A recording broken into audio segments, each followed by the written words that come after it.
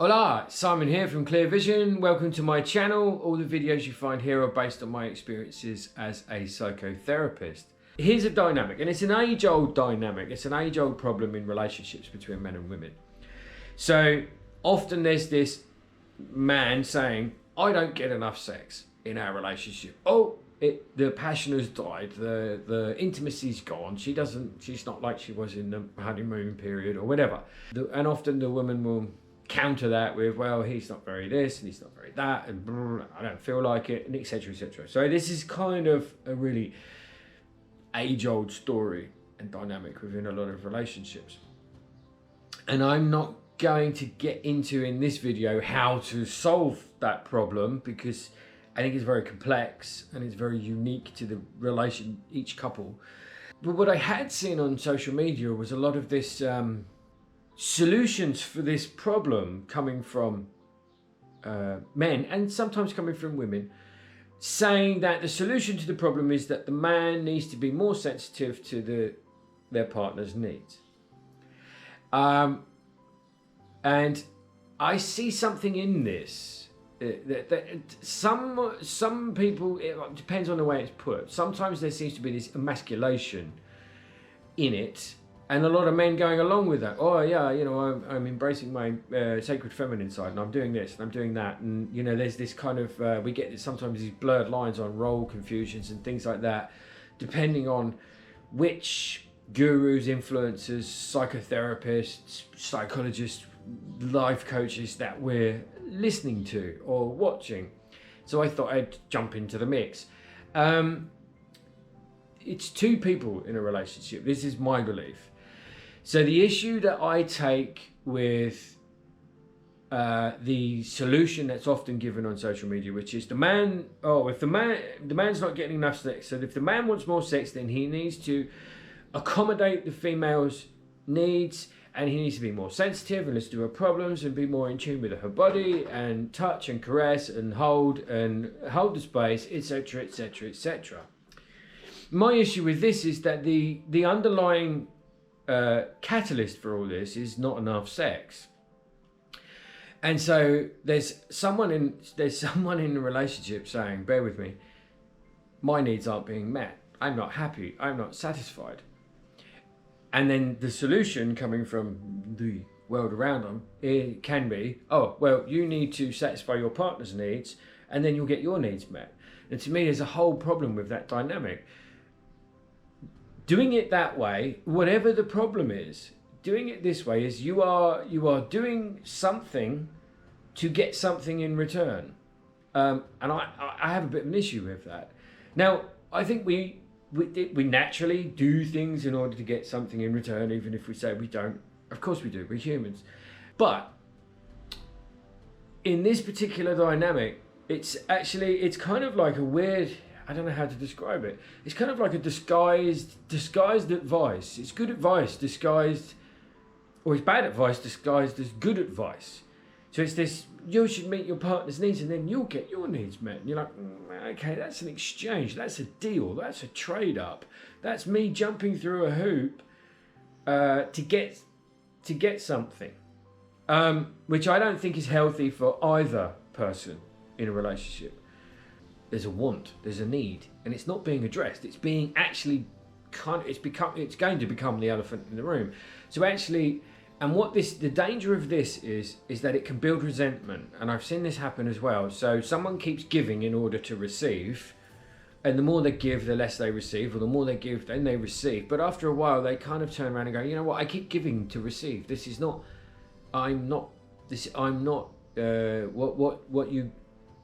What I receive is not given freely. It has to be earned, and because nobody talks about it.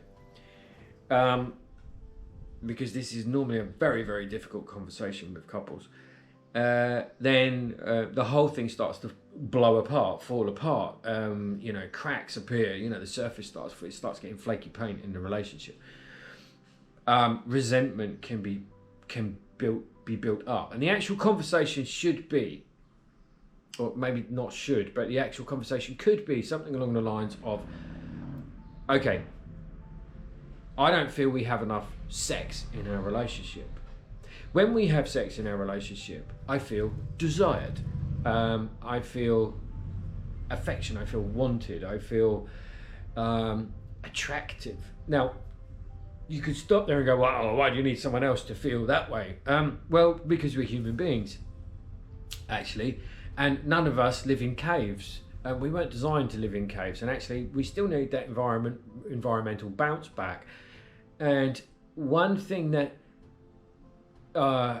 is really healthy for relationships is to feel desired. You want your partner, most people want their partner to have some kind of attraction towards them, have some kind of desire to make love with them, have sex with them. You know, it's kind of what separates a romantic relationship out from a friendship, and out from all the rest of it. And sex and in physical intimacy and etc. is the glue to the relationship. You know, the kisses, the hugs, the cuddles, the making love, the sex, the exploring each other's bodies. That's the glue that holds the relationship together. It's also normally the thing that makes it exclusive. And resentment often builds when someone has to earn that. And in that case, that's almost weaponizing sex. And maybe that's a bit extreme to say that, but the advice is kind of like, well, now sex is being weaponized. It's being weaponized very softly, and under this big, well, you're becoming a masculine, embracing, loving, masculine, feminine, whatever the rhetoric is. And I do believe in a lot of it. In order to receive something. So actually it's being kind of weaponized. There's an imbalance in power. And in a relationship, you want a balance of power. And actually you want someone to pick up the slack. And you want to be able to say, why wouldn't you in a loving relationship, in a long-term, lifelong relationship, be able to say, hey, you know what, my needs aren't being met. And the same goes in the other scenario, or on the flip side of this one, which is with the female or the woman feeling, and I think it's a little bit cliche, but it's what comes up on social media. Female saying, "Hey, I don't feel my emotional needs are being met. I don't feel my cuddles are being met. I don't feel I'm being heard enough in this relationship, or I'm being taken for granted." But you know what? This can happen in all aspects of the relationship. I've heard men say this. I've heard men say, "I don't feel emotionally safe around my partner. I don't feel I can be emotional around my partner because she will view me as weak, or she will view me as this, or she frowns upon this, and she wants me to be this masculine man, and when I am this masculine man, but I don't get to feel like a man because I don't get to have sex, whatever is going on, because then I have to be this soft and loving and unconditional and empathic, and I'm confused. So going slightly off track, but I think the essential thing to remember is that within a relationship, it should be a balance. You should be able to have, in fact, I think it's necessary to have those difficult conversations and exploring why as well. And that's another difficult conversation. So, let's go with the same thing. So I'm not having enough sex in my relationship. We definitely don't have enough sex, and I'm unhappy about it. And I'm not very happy about it because I don't feel desired. I don't feel attractive. And I just don't feel fulfilled. My needs aren't being met. Okay, is it that? You do need to ask yourself those questions. Is it that? And why is it that? How much weight is on that? How much weight is on, and often this becomes distorted because the less sex a person has, the more emphasis, the bigger, or the more they feel unattractive, the more they feel undesired, so then everything becomes bigger and bigger and bigger. It's a bigger problem. So, before I get carried away and go off down too many rabbit holes with it, if you have any issue within a relationship, whether it's I don't feel emotionally supported enough, I don't feel safe enough around you, I don't feel we can have a conversation about this, I don't think my needs are being met, let's put it there. My needs aren't being met, whatever those needs are those needs reasonable? Are they at a reasonable level? Are they at a level that's beyond that? And if it's beyond that, is that still reasonable? Is that just part of beautiful you? And how do you as a couple tackle this problem together? And I can guarantee it's not you do something for me and I'll do something for you. That's not a good road to go down. That's a road that breeds resentment and doesn't solve the problem. It pushes the problem underneath and into the mists of the relationship, and it becomes the elephant you don't talk about. It becomes the thing you don't talk about. And that's very, very dangerous ground. And normally the quickest reaction is to try and shame someone, especially when it comes to sex. So, is that all you think about? Or this, or, oh God, there's more to our relationship than that. That's a shaming tactic. Because basically someone is saying to their partner, and this can work both ways as well. I've heard women talk about this, and I've had female clients say the same thing. I don't get enough sex from my partner. I feel unloved. I feel undesired. I don't feel attractive to him. I want more sex. And he goes, God, really? Whatever. We have this, we have that. I go to work. What's your problem? There is an underlying problem here, and the solution is not a trade-off. The solution is to talk about it and have those difficult conversations and figure out whether your desire, your need is unrealistic or unreasonable or is part of you, and how it's actually making you feel, and how you solve that as a couple together.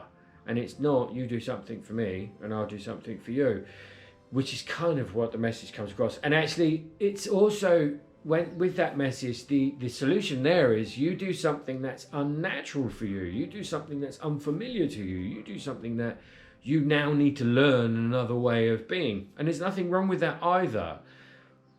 But the person asking that has to understand that may be quite difficult.